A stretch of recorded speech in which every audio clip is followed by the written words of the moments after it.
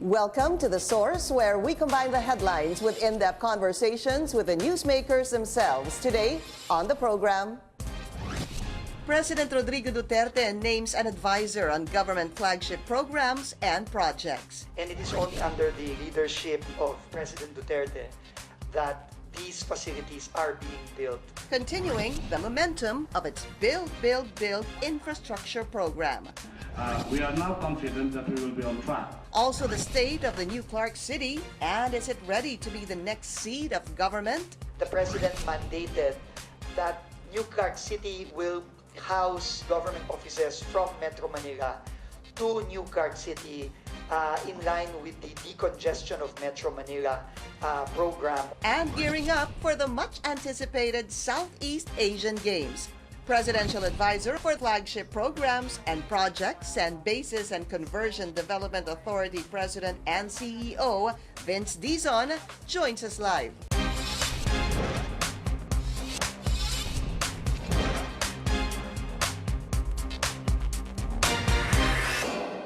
Thank you for joining us. I'm Pinky Webb. President Rodrigo Duterte chooses a new presidential advisor, this time for flagship programs and projects.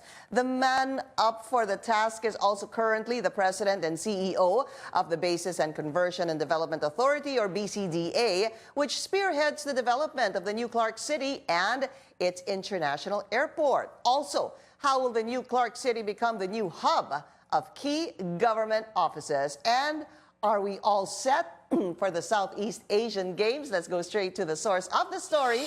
We have Presidential Advisor for Flagship Programs and Projects and BCDA, ang haba, President and CEO Vince Dizon. Secretary Dizon, congratulations on your new role. Thank you very much, Pinky. Vince na lang, Pinky. Hindi na kailangan. We can dispense with the formalities. Siguro pag wala tayo sa television. Yeah. But on television, Secretary, congratulations. I know you have your hands full. I've visited you a number of times.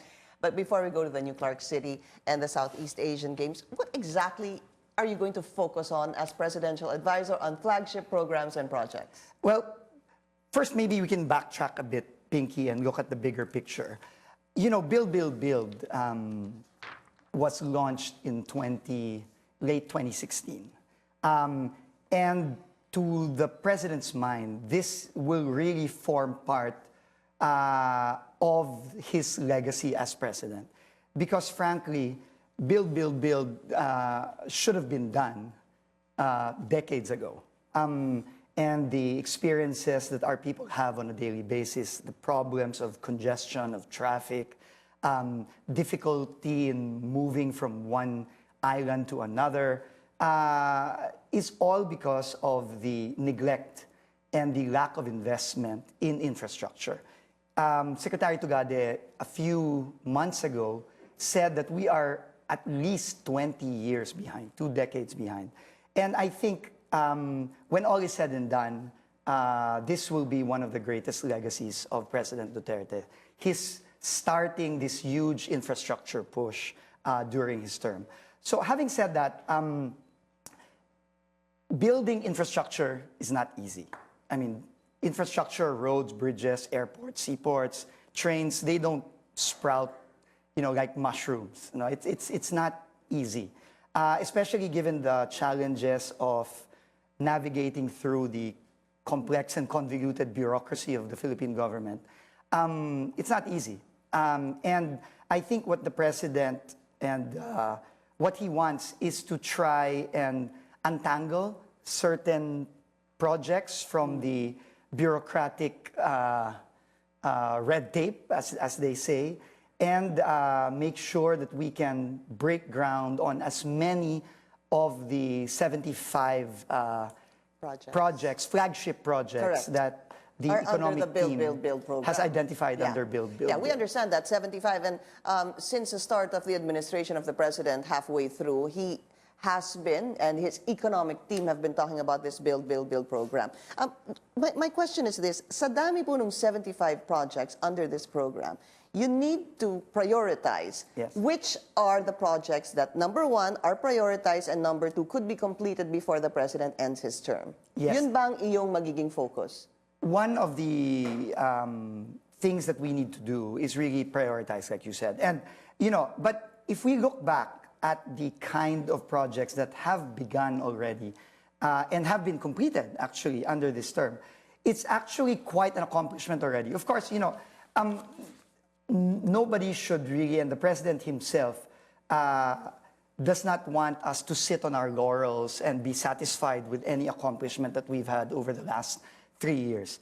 In fact, on the contrary, what he wants is for us to even work harder because, the difficulty that our people face on a daily basis can't wait a single day. We have to keep on pushing and keep on trying to complete as many projects as we can. Having said that, just to give you some data, Pinky. Could you please? So far, DPWH, for example, under the leadership of Secretary Villar, since the president started his term in June of 2016 to today, almost 10,000 kilometers of roads have already been paved, 2,709 kilometers of bridges, 4,500 flood control projects, and 82 evacuation centers have been completed. I'm not saying this to kind of pat ourselves on the back and say, wow, great job, build team. I'm saying this just to emphasize that build is a top priority of the president. And all these accomplishments are unprecedented. No administration can speak to these kinds of numbers. Accomplishments. But the problem that I foresee here, sir, is when you talk about, did you say 10,000 kilometers Yes, of roads yes. paved and about 2,700 kilometers Of bridges paved as well? built, yes. In my mind, sir, ano ho ba talagang ibig sabihin nun at gaano ho ba kahaba yun? I mean, we can go on and talk about Yeah, numbers, absolutely. but really it's hard to kind of like imagine that. So we can go on with that, but I guess the question really is, among the 75 projects, halfway into the president's term, how many have been finished, if at all, sir, there have been? Right now, there are, I think, 3 or 4 that have been completed out of the 75. But you have to understand, Pinky, these 75 were either stopped in the past or were not even started To yet. begin with. To Okay. begin with. Understandable. So, for example, Ano yung 3, sir? for example, the 3 are, let me just double check, sorry. For example, the Plaridel Bypass Road, in Bulacan. This was a project that I think, if I'm not mistaken, was started in concept way back, I think during the term pa of President GMA. Hindi natapos, walang nangyari halos nung panahon ni President Aquino. And then, natapos within, I think, the first year and a half of the Duterte administration. Another project, the Laguna Lake Expressway. This is right here in Metro Manila. It's the expressway connecting C5 all the way to the Laguna Lake Highway, connecting the cities of Parañaque, Taguig, all the way to some areas in Rizal and Laguna.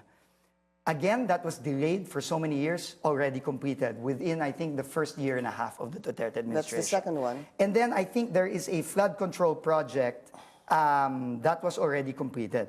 So, as I said, we need time to complete these projects. That's why what we need to do now is really to get to work and get things done right away. I think the planning is done. It's all set. All we have to do now is get on the ground and start building. But if you're the presidential advisor on flagship programs and projects, you must be, I'm assuming, sir, also be the one to be able to push this, number one, and to prioritize. But among the 75, sir, which are going to be your priorities or the administration's priorities before, hopefully, the end of the president's term? These are decisions that we will be making in the next few days. We will, in fact, be having several meetings this week and next week with the entire economic team led by, of course, Secretary Dominguez, Secretary Tugade of DOTR, and Secretary Villar, and also Secretary Pernia of NEDA, and Secretary Avisado of DBM, of course.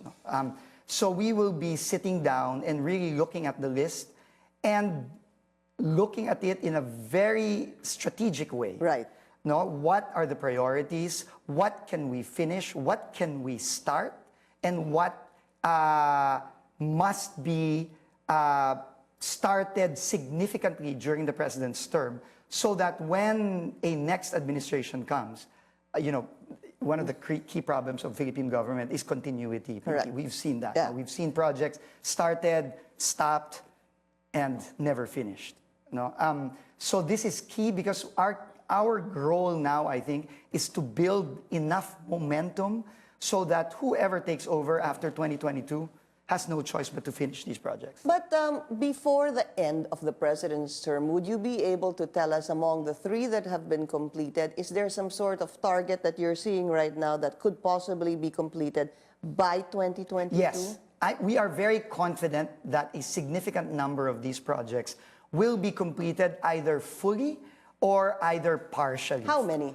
How many more? I will have to beg off on that question right now. Maybe in a week or so, we'll be able to give you a more definitive answer for that. All right. So there needs to be a meeting among, of course, the economic managers Yes. of the president, sir. But could there have been some sort of overestimation, possibly, of the 75 projects lined up for the Build project? I think, first of all, the 75 projects will never be completed within the president's term. What is important? Let's be clear about that. No, we never promised that 75 projects would be completed during the president's term. What we wanted to do with Build is start it. Start this focus on infrastructure, because sadly, in the past, it was not there. The focus was not there. The focus was somewhere else. And hence, you have this chaos that we have in most of the country today. We have to start investing in our infrastructure, because at the end of the day, investing in infrastructure means a better life for everybody, a more comfortable life. Has the administration done well so far in the first 3 years, having completed 3 projects, sir? Naging mabagal ba? To me, like I said, the accomplishments speak for themselves. They're unprecedented. For the OTR, for example, 65 airport projects completed, 1 land port, 220 commercial and commercial ports and tourism ports have been completed, including Bohol, Panglao, of course the Mactan, Cebu, the Parañaque Integrated Terminal. All of those were completed already. The Puerto Princesa Airport was completed, I think, within the year. San Vicente. It was already completed. They're almost going to be done finally with the Bicol Airport in Legazpi. So many things. But like I said, that's no reason to pat yourself in the back and say, great job. We have to push more, and I think the president wants that to happen. Secretary Dominguez, Secretary Tugade, Secretary Villar, we all want to push more and make sure we complete as many as we can. And hence the meeting in a couple of days. Now, we're going to be taking a really short break, but we're going to talk about the new Clark City. Have you seen it? Let's find out the latest on this, on phase 1 of the new Clark City. This is The Source on CNN Philippines. We'll be right back.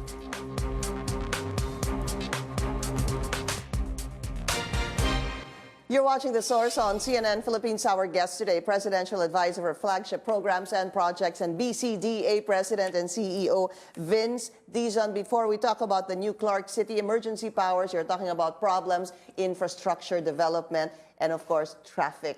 Yes. A perennial problem, not just in Metro Manila, but also in other areas. The president's saying now that he doesn't really need emergency powers? I think that's really just the president echoing his frustration. Remember, the president and Secretary Tugade asked for emergency powers from Congress way back in 2016. I think within the first few months of the Duterte administration, the president, through the Secretary of Transportation, already asked for this from Congress. However, 3 years, wala pa din. No? And I think that statement of the president really just is a statement of exasperation and frustration. Because we need it. I'll tell you why. one of the major bottlenecks of infrastructure development are the bottlenecks within the bureaucracy. For example, right-of-way acquisition, which is the most The biggest important, problem. Yeah. most important phase of any infrastructure projects. Because because if you have no right-of-way, you cannot build. You can't build anywhere. You can't build anything, especially for Metro Manila. Our train systems, our new roads, which we, by the way, desperately need, will be impossible to build without right-of-way acquisition. The problem with right-of-way acquisition is that the process is very tedious. And very, And very tedious, difficult. long, difficult, yes. Very difficult. So one of the things that, and I think this is the most important thing, that the President and Secretary Tugade asked for, and Secretary Villar as well, is to try and streamline that process. And that can only be done by granting the President emergency powers, because it requires payment of government funds to the people who occupy the right-of-way. So this is critical, because, and if you look at projects way back in the past, it's all about right-of-way. For example, Trains, the absolutely. Trains. Yeah. Skyway Stage 3, for example. Skyway Stage 3, during the previous administration, practically did not move. I'm talking about the connection from Buendia Skyway all the way to Plaza Dilao, which, by the way, Secretary Mark already opened a couple of weeks ago, a couple of months ago. And that project did not move for 6 years. The main problem was right-of-way. Yeah. So, and countless projects all over the country. I have understand similar what you're problems. saying, because even in previous administrations, that has been the problem. But the question really is, how will emergency powers streamline the process? For example, in acquiring right-of-way, you need several steps. First, you have to assess the value of the right-of-way. But you can't just assess the value. You need at least two government financial institutions to assess the value, and that takes a lot of time. After that, you have to convince the people, if it's private land, to vacate or to accept the financial assistance or the payment. If they don't accept, you have to go to court and go through expropriation proceedings. So, And that will cancel it out with emergency powers? Is that what you're saying? there is a way to streamline that process, and I think it's outlined in some of the proposals given by Secretary Tugade and Secretary But Villar. will that also affect possible court proceedings, having emergency powers? It will, there will, because government can anytime take it away from the court, right? And allow for an easier way to negotiate directly with the property owners. However, our processes right now, regular processes, limit that. Okay. So the point, Secretary, is we need emergency powers still. Absolutely. Absolutely. Secretary Tugade and the President have said, if Congress cannot give it or does not want to give it, then what can we do? It's within the power of Congress to give it. But if they don't want to give it, then the executive has to just pursue build clarify without it. that. It's not as if, because the blame somehow goes on Senator Grace Poe. And she has said time and time again that it's not that she's against emergency powers. She's been asking Secretary Tugade of a plan, a more detailed plan, or a master plan on how to go about this emergency powers. Yun daw yung kanyang hinihingi. Yes. I can understand where Senator Poe is coming from, but from what I understand as well is that those plans were submitted as early as 2016. Really? No, that's I read it in a DOTR statement. But if I may just talk about plans for a bit. To be honest, Pinky, infrastructure in the Philippines, in our experience and what we have seen, is actually overplanned. Overplanned and under-implemented. Let me give you an example. Ano ibig sabihin sa ito? Ang daming plano pero hindi nagagawa. Yes. Okay. Ang mga plano po, matagal nang nandyan, matagal nang nakabinbin, siguro nangongolekta ng agkabok sa DOTR, sa DPWH, pero ang problema, hindi ini-implement. Alright. So, I'll give you an example. There is this dam project. It's called the Kaliwa Dam. It's a controversial project. Now, a lot of people have expressed some opposition against it. Do you know when Kaliwa Dam project was initially planned? You will be shocked. Kailan? 1967, Pinky. The first term of President Marcos.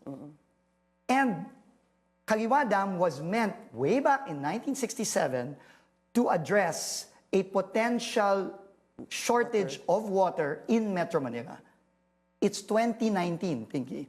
And we are experiencing right now massive shortages of water in Metro Manila. So Okay. that's one example. Another example, Clark International Airport. Plans started way back in the 90s, a few years after the United States left and turned it over to the Philippines. However, the plans for the expansion only started under President Duterte. Plans are important, but what we need now is execution Is that true and that swift action. The plans only started with President Duterte. Didn't it start even with President Gloria Macapagal? No, we started the expansion I in see. Okay. President Duterte's time. You know, thankfully, President Gloria Macapagal Arroyo built that terminal that we have now. Yeah. All right. Okay, so we need to talk about the new Clark City before we go on a break, because there's so many plans for the new Clark City, which of course the BCDA is heading by you, President and CEO of the Basis Conversion Development Authority. How is the new Clark City shaping up now? Because I believe that you're supposed to be done with phase 1. Yes. Okay, Yes. tell us more about it. Phase 1 okay. of the new Clark City. Sorry. Okay, so we, as you know, phase 1 is about 60 hectares. It's primarily the National Government Administrative Center, where we have, of course, the sports facilities for the SEA Games, and we have a few government offices and a few residences. Now, we're 98% completed, and the 2% is really just landscaping, some finishing in the interiors, but it's practically done. In fact, I'm very happy to report, Pinky, that our athletes, our track and field athletes, and our triathlon national team are already living there. They started in the athletes' village, and they get to use these world-class facilities. Yes, that's it. Well, that's an Yan old yung video. makikita natin in the phase 1, the Yes, that's integrated what we will see. operations, disaster Yes, operations. for the government offices. Sige, we'll talk about that again. We'll just be taking a short break. We'll be right back.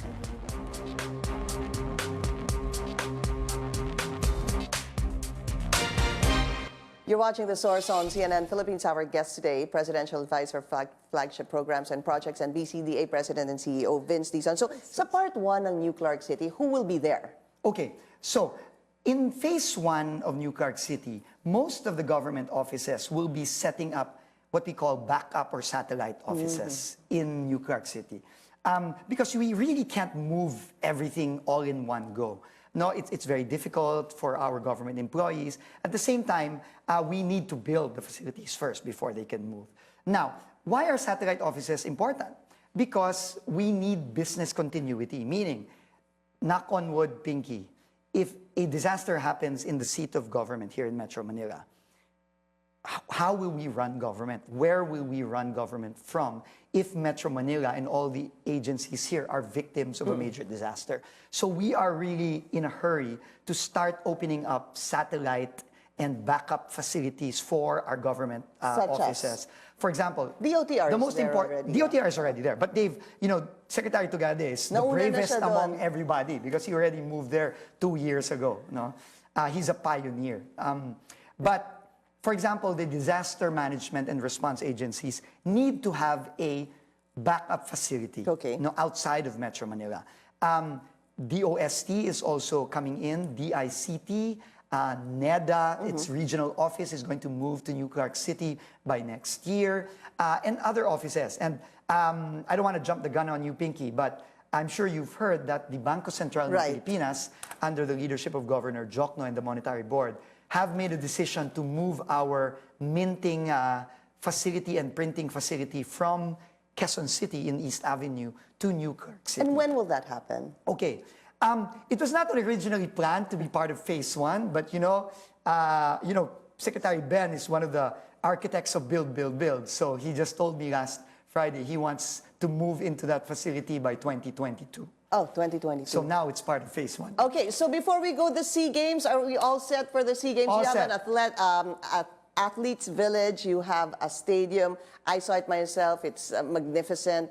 You have also the aquatic center na kinuwento sa akin ni Secretary Vince. This is the first time pala na, apart from having an aquatic center, meron tayong tinatawag na dry diving facility. That's done also. Yeah. So our divers can already use that as well. And we've already successfully tested these facilities.